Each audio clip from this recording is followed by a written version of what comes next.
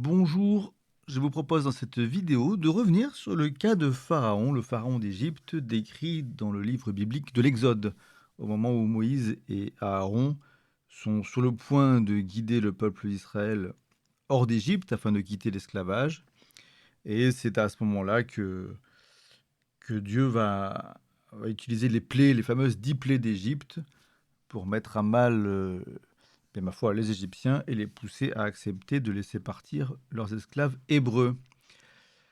J'ai déjà fait une vidéo qui montrait que c'est un récit qui pouvait mettre un peu à mal le fait que le libre arbitre est laissé à toute personne, hein, de suivre Dieu ou pas, puisqu'il est dit plusieurs fois que Dieu a endurci, a activement endurci le cœur de Pharaon, afin de donner un exemple, en fait, hein, d'en faire un exemple qui puisse montrer la puissance de Dieu, puisqu'il a des capacités de création, mais aussi de destruction.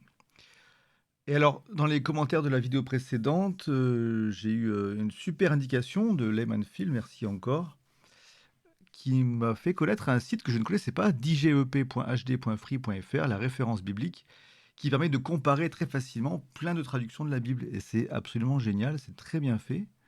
Alors c'est un site hébergé gratuitement, je pense, chez Free depuis longtemps sans doute. J'espère que le site va rester en ligne encore pendant des années. Et ce qui est génial, c'est qu'on peut comparer des tonnes de traductions d'un seul coup. Ça va même jusqu'à la version hébraïque ou grecque. Donc vraiment très cool, on va utiliser ça. Et je vais reprendre certains versets que j'avais déjà vus avec cette nouvelle lumière, mais on va aussi en rajouter d'autres, ce qui peut être sympathique. Allons-y avec les quelques exemples qu'on a là. Alors, j'avais pris surtout Exode 7, chapitre 7 et chapitre 9. Là, on va prendre aussi le chapitre 4 et le chapitre 10. Encore une fois, on va aller assez vite. Enfin, je vais quand même prendre un peu de temps peut-être pour voir l'ensemble des traductions sur un verset ou deux, mais en gros, je vais faire que ça, hein, comparer des versets. Dans Exode de chapitre 4, verset 21, on lit... Alors, elles sont classées dans l'ordre de la plus récente à la plus ancienne. On lit dans la Nouvelle Bible en français courant, le Seigneur lui dit encore, je t'ai rendu capable de faire toutes sortes de prodiges. Quand tu seras de retour en Égypte, tu les réaliseras devant le Pharaon. Moi, je le pousserai à s'obstiner et à ne pas laisser partir les Israélites. Je fais une petite aparté rapide pour préciser, parce qu'il y a un autre, sur la vidéo précédente, un autre commentaire disait que c'était bien beau tout ça, mais qu'il fallait se baser sur les textes anciens. Évidemment, et bien sûr, la plupart, hein, des traductions qu'on voit ici repartent à chaque fois du texte hébreu, hein. Il y a quelques exceptions, alors il y en a beaucoup, je ne connais pas tout par cœur. Par exemple, la King James version, la Bible du roi Jacques, c'est une Bible qui a été en partie retraduite depuis des textes originaux et en partie reconstituée à partir de traductions déjà faites au préalable, où les gens qui ont fait la collection ont essayé de trouver ce qui leur paraissait le plus pertinent à chaque fois, en comparant quand même, j'imagine, aussi avec ce qu'ils connaissaient du texte antique et tout, hein, mais voilà, c'est quand même pour l'essentiel des bibles faites par des gens, bah, qui ont une vraie foi, qui sont passionnés par la Bible et tout. Enfin, ce serait un peu injuste et même méchant de considérer de facto que ces gens font mal leur travail. C'est quand même un travail de plusieurs années à chaque fois, parfois de toute une vie. Accordons-leur au moins le crédit d'avoir essayé de bien faire. Et ce qui est intéressant, c'est qu'on a beaucoup de cas, en tout cas sous les versets qu'on va voir, hein, par rapport à Pharaon. Euh, Quasiment, enfin plus ou moins toutes les traductions sont d'accord pour traduire le texte tel qu'il existe à l'origine, pour dire que Dieu a activement poussé Pharaon à s'obstiner. Alors que la traduction du Monde Nouveau, celle des témoins de Jéhovah, bah bon, c'est un peu étrange parce que le texte est un peu modifié, comme si on n'assumait pas, l'action de Dieu, quoi. Donc c'est un peu étrange au niveau de la foi aussi, quoi. Enfin, même en tant que chrétien, ça peut être un peu problématique. Puisque la traduction du Monde Nouveau de 2018, la plus récente, dit Puis Jéhovah dit à Moïse, quand tu seras de retour en Égypte, veille à accomplir devant Pharaon tous les miracles que je t'ai donné le pouvoir de faire. Mais moi, je laisserai son cœur s'obstiner, et il ne laissera pas partir le peuple. Traduction officielle liturgique, on lit je ferai en sorte qu'il s'obstine. Traduction œcuménique, j'endurcirai son cœur. Bible second, qui clairement repart du texte hébreu aussi, hein. Je ne le sais pas pour tous, mais j'ai vérifié pour, ouais, quand même, pour second, pour Jérusalem, pour Darby et tout ça. Enfin, il y a un paquet de traductions très, très célèbres et pas mal utilisées en France et qui ont entre autres été utilisées par les témoins de Jéhovah à une époque, qui bien sûr repartent de l'hébreu pour ces versets.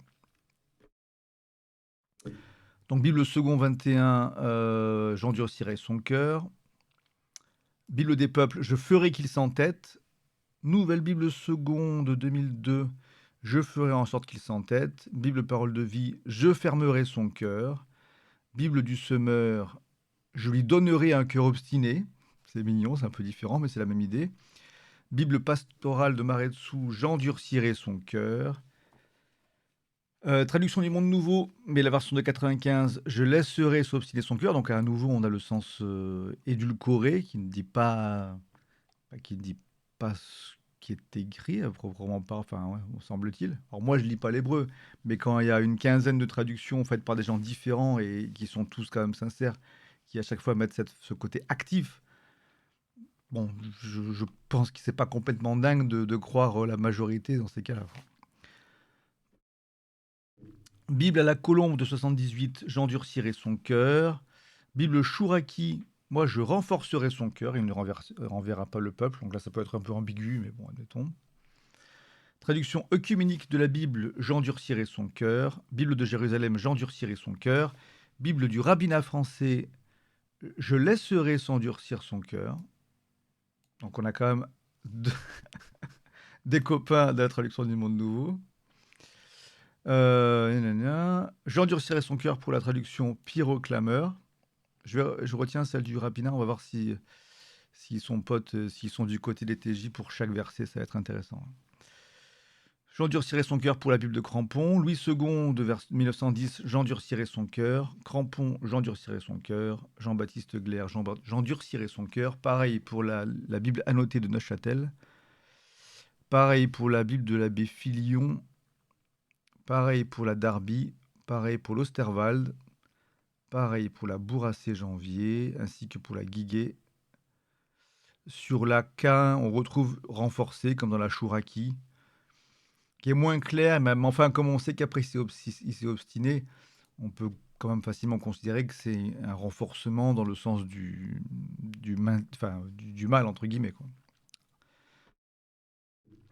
Traduction, le maître de Sassy, j'endurcirai son cœur à nouveau, tout comme dans la David Martin, et la KJV, et la Pierre Robert Olivetan. Alors, ensuite, on a du latin et du grec, mais ce ne sont pas des textes intéressants, parce que ce sont des traductions aussi. Enfin, je veux dire, c'est pas moins intéressant que les autres, mais je veux dire, on n'est pas sur le texte originel, qui là est sur, plutôt sur de l'hébreu. Alors, ce qu'on peut faire, peut-être, c'est prendre Google Translate, ça vaut ce que ça vaut, mais ça s'est quand même pas mal amélioré avec les années, ces traductions automatiques, là. Voilà. Je fortifierai son cœur et il n'égarera pas le peuple. Il n'égarera dans le sens il ne laissera pas le peuple partir. Je fortifierai son cœur. Là, ça ressemble un peu à ce que disent Chouraki et l'autre. Donc en gros, voilà, c'est quand même plus ou moins le sens de endurcir dans le cas où, voilà, c'est comme ici, là, Samuel 40 ou Chouraki. Renforcer son cœur, vu qu'on sait qu'après, il s'est entêté, c'est un renforcement dans le sens de ne pas laisser partir le peuple, quand bien même il pourrait avoir cette idée qui lui viendrait. D'ailleurs, à un moment, hein, il y a un verset, mais je l'ai déjà cité la dernière fois, donc je ne vais pas forcément le reprendre. Il y a un verset où il dit à Moïse et à Aaron, c'est bon, j'ai compris, partez, priez votre Dieu pour qu'il arrête ses plaies, j'en peux plus. Et bon, mais c'est là que justement Moïse répond, non, non, non, Dieu nous a dit que tu serais endurci, etc. Donc Moïse refuse d'intercéder. Ok, on a maintenant le verset. Alors, je vais rapidement revenir sur les versets du chapitre 7, verset 3. Je rendrai le droit inflexible. Ça, c'est la nouvelle Bible du français courant qui nous dit ça. Traduction du Monde Nouveau. Je laisserai le cœur de Pharaon s'obstiner à nouveau. Et là, bon, je ne veux pas tous les refaire dans le détail, mais on a encore la même idée. Dans la plupart des traductions, on a une action active de la part de Dieu, qui peut se traduire un peu différemment. Parfois, c'est je fermerai le cœur du roi pour la parole de vie. Mais sinon, en général, c'est j'endurcirai le cœur. Et à chaque fois qu'on tombe sur autre chose, c'est la traduction du Monde Nouveau. Je laisserai s'obstiner le cœur de Pharaon. Et peut-être. Ah ben non, même là, bon, la Bible du rabbinat français, sur ce verset, elle reste sur la voie active. J'endurcirai le cœur de Pharaon. Donc là, sur ce verset, la traduction du Monde Nouveau est vraiment toute seule. Quant à l'hébreu, que nous dit-il? J'endurcirai le cœur de Pharaon. Voilà. Ensuite, on va prendre 9, chapitre 9, verset 2. Là aussi, je vais aller vite parce que j'avais déjà pris la dernière fois, mais avec moins de traduction. C'est ça? Non. Exode, chapitre 9, verset 2. C'était pas 2, c'était peut-être 12. Je sais plus, il me semblait qu'il y avait un 2. Ah voilà, c'est 12. Le Seigneur poussa le Pharaon à s'entêter. Donc, nouvelle Bible du français courant. Dieu a poussé le Pharaon à s'entêter. Traduction du Monde Nouveau. Jéhovah laissa le cœur de Pharaon s'obstiner, donc toujours cette version édulcorée. Et à chaque fois, c'est endurcir, endurcir, endurcir. Ou le Seigneur fit en sorte que le Pharaon s'entête. Le Seigneur ferme le cœur du roi d'Égypte. L'Éternel fit que le Pharaon s'obstine, etc., etc. Et la Bible du rabbinat français. Le Seigneur endurcit le cœur de Pharaon. Donc là, même si la Bible du rabbinat français, une fois était d'accord avec la traduction du Monde Nouveau, sur 2 autres versets, elle ne l'est plus. Et voilà, hein. Et pour ce qui est de l'hébreu, on va aller jeter un petit coup d'œil. Hop, hop. Yahvé fortifia le cœur de Pharaon et ne les écouta pas pendant que Yahvé parlait à Moïse. Donc là, Dieu est aussi intervenu activement. Et on va terminer avec Exode chapitre 10, verset 1. Le Seigneur dit à Moïse, va chez le Pharaon, c'est moi qui ai rendu le roi et son entourage entêtés à ce point, afin de réaliser toutes ces interventions spectaculaires au milieu d'eux. Voilà. La traduction du Monde Nouveau, Jéhovah dit à Moïse, présente-toi devant Pharaon, car j'ai laissé s'endurcir son cœur et le cœur de ses serviteurs, afin d'accomplir mes signes juste devant lui. Les autres versions disent, c'est moi qui l'ai rendu entêté, c'est moi qui ai voulu son obstination, j'ai moi-même rendu son cœur insensible, je l'ai maintenu dans son entêtement, c'est moi qui l'ai rendu obtus, c'est moi qui ai fermé le cœur du roi. Bon, on a quelques variations, mais enfin l'idée est à peu près là, on va dire. Voilà, voilà. J'ai appesanti son cœur afin d'opérer mes signes au milieu d'eux. On voit vraiment que c'est là que, ce que je disais, hein, que le Pharaon et ses serviteurs, parce que finalement, il y en a beaucoup qui ont perdu leur premier-né. Beaucoup de gens ouais, sont morts pour faire un exemple auprès des nations voisines aussi, quoi, pour qu'on puisse dire dans les pays d'à côté, voyez ce qu'a fait le Dieu d'Israël pour les libérer du pays d'Égypte. C'est un peu l'idée. J'ai endurci son cœur, etc., etc. La Bible, elle est où la Bible rabbinique? Bible du rabbinat français. J'ai moi-même appesanti son cœur et celui de ses serviteurs. Donc là non plus, elle n'est pas d'accord avec la traduction du Monde Nouveau. Et on va voir un peu ce que dit la traduction de l'hébreu. Et l'Éternel dit à Moïse, viens vers Pharaon, car j'ai honoré son cœur et le cœur de ses serviteurs afin de les boire en sa présence. Bon, évidemment, on n'est pas sur les traductions très fines, mais on voit encore une fois qu'il y a une action directe et active de Dieu sur le cœur de Pharaon, quoi. Donc c'est pas juste qu'il a laissé, il y aurait une traduction quand même un peu différente et quelques mots en plus s'il y avait une action passive en ce sens. Voilà, bah, ça me paraît pas inintéressant d'être revenu. Donc merci encore une fois à Les Mindfield de m'avoir indiqué ce site. Et merci à l'autre personne qui a commenté pour dire que c'était important de se référer au texte d'origine. Donc c'est vrai que voilà, là on a fait une analyse un peu plus poussée, à la fois plus en profondeur avec plus de traductions, dont, dont depuis l'hébreu avec les moyens modernes, on fait comme on peut.